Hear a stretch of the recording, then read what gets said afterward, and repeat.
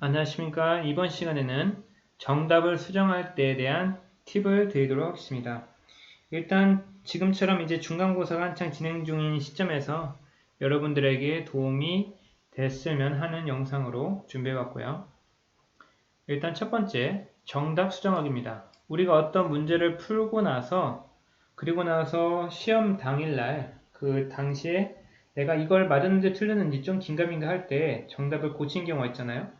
그럴 때 여러분들에게 좋은 기준이 되는 팁을 여러 가지 드리려고 하는데, 첫 번째, 우리가 문제를 푸는 그 현장에서 이 발생되는 상황 전개, 두 번째, 그 과정에서 학생분들이 실수하는 방식, 그리고 그 문제점, 그 다음 세 번째, 그 핵심이 무엇이고 그 해결 방법에 대해서 말씀드릴 거고요. 네 번째, 기타 팁에 대해서 말씀드리도록 하겠습니다. 일단 첫 번째 상황 전개는 다음과 같습니다. 일단은 학교에서 이제 시험 시간이죠. 영어 문제를 풀고 그 다음에 문제를 다 풀었어요. 근데 대체적으로 중학교 같은 경우는 영어 문제를 풀면은 시간이 한 20분 정도 남고, 제대로 공부한 사람이라면, 아니면은 고등학생들 같은 경우는 시간이 빠듯한 경우가 상당히 많을 겁니다. 아무튼 시간이 남고, 그리고 나서 이제 재검토, 아무래도 하나의 팁을 드리면은, 문제를 풀 당시에 내가 어떤 문법 문제든 서술형이든 좀 불확실하다고 하면은 일단 별표를 주는 게 좋아요. 별표. 왜냐면은 문제를 푸는 중간에 혹시라도 내가 당황스럽게 된다 보면은 우리의 두뇌가 당황스러워지면은 백지가 돼버리잖아요. 그러면은 여러분들이 알고 있는 다른 내용들도 잘 기억이 안 나기 때문에 일단 내가 딱 봤을 때 내 수준에서 묶을 것 같다라고 하면 별표를 먼저 주는 것도 팁입니다. 재검토를 하는데 뭔 이상한 느낌이 나오는 거죠. 그랬을 때 여러분들이 결국에 고치게 되는 이런 과정을 겪게 되는데, 여기서 이제 여러분들이 하는 잘못된 실수는 무엇이냐? 일단 우리는 어쩔 수 없어요. 내가 문제에 대한 정답을 골라냈기 때문에 일단 내가 써낸 답이 정답이라는 것을 인식하는 거, 이건 모든 사람들이 어쩔 수 없는 거죠. 근데 우리는 지금 이게 정답인지 아닌지를 확신할 수 없는 과정이기 때문에 우리는 일단 정답을 써놓은 것이 우리의 주관적으로 이게 정답인 거지만 객관적으로 봤을 때는 정답이 아닐 수도 있다는 거, 이것을 인정해야 된다는 거죠. 그리고 우리가 어떤 정보를 꺼낼 때는 만약에 여러분들이 똑같은 사고방식으로 똑같은 문제를 같이 푼다고 하면 분명히 정보를 찾아가는 두뇌 경로도 동일할 거라는 거. 그리고 두 번째 문제 풀이 시에 너무 성급하거나 감정적으로 문제를 고르는 경향이 많이 있다. 그래서 세 번째, 그 다음 시험 대비 과정과 학습법상에서 문제가 본질적으로 있을 수 있었다. 그리고 그런 불신과 불확실성 때문에 내가 이 현장에서 이렇게 어려움을 겪는 것이다. 그래서 문제를 풀고 나서 혹시라도 맞고 틀리고는 감정적으로나 등급 성적의 결과론적인 부분에서 기분이 나쁠 수는 있지만, 우리가 꼭 해결해야 될 부분은 내가 이 문제를 틀리게 됐던 이유가 내 학습법적으로 무엇이 잘못됐는가를 파악하는 것이 핵심이라는 거죠. 자, 그 다음 세 번째 핵심입니다. 일단 재검토라는 것은 재검토잖아요. 내가 푼 거에 대해서 재검토를 하기 위해서는 내가 정답이라고 생각했던 것에 대해서 주관적으로 생각하는 이 방법이 재검토상에서는 객관적으로 유지가 돼야 됩니다. 그러면 핵심이 나오는 거죠. 내가 과연 문제를 다시 풀 때도 이전의 나의 사고방식이 아닌 객관성을 어떻게 유지하는가. 그러기 위해서 핵심은 기존 결과를 뒤집을 수 있는 새로운 기준이 제시가 돼야만 내가 이 문제를 고칠 수 있는 조건이 있다는 거죠.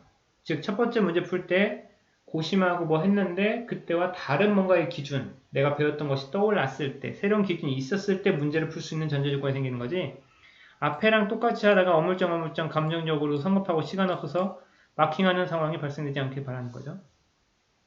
문제 출제의 의도를 파악하고, 즉 의도를 파악하고 내가 지금 무엇을 풀고 있는지를 확인을 해야 돼요. 그렇지 않으면 우리가 어떤 문제를 파고들러 가는 순간에 이미 내가 어떤 문제를 파고 있는지를 놓쳐버리거든요.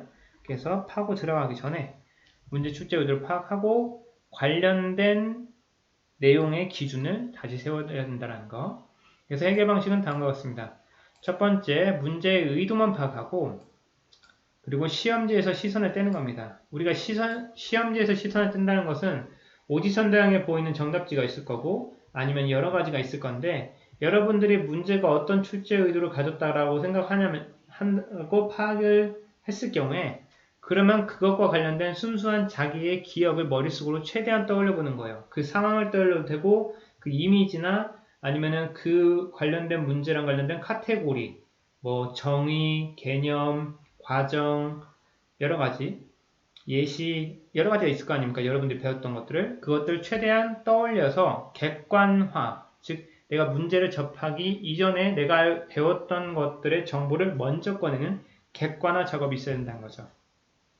그 다음 세 번째, 문제 출제의 의도를 파악 후 학습한 내용을 기반입니다. 갑자기 드는 생각이 아니에요. 학습한 내용을 기반으로 기준을 세운다는 거.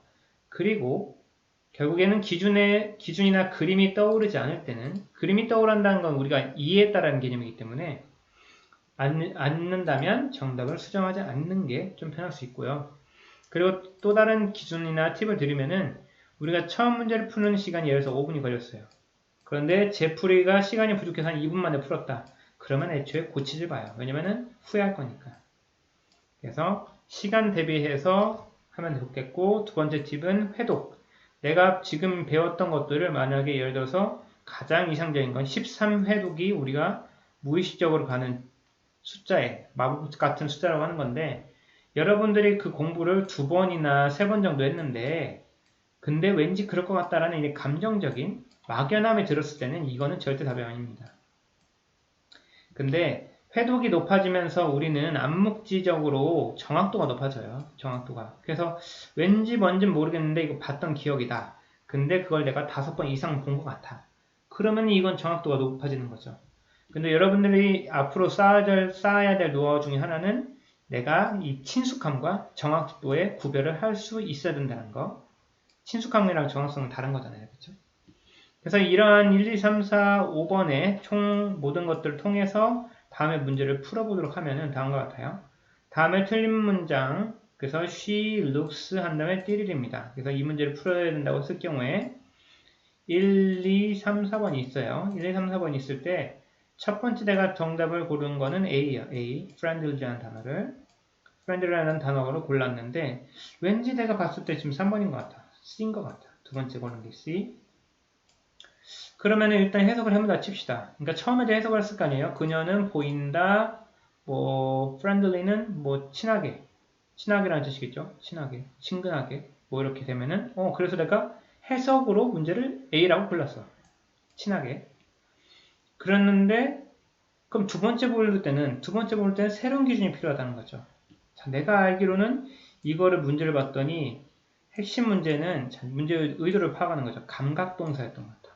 감각동사고 look, smell, taste, feel 뭐 이런 사운드 이거 뒤에는 형용사라는 걸 쓴다고 알고 있었어. 아 갑자기 이게 떠오르는 거지.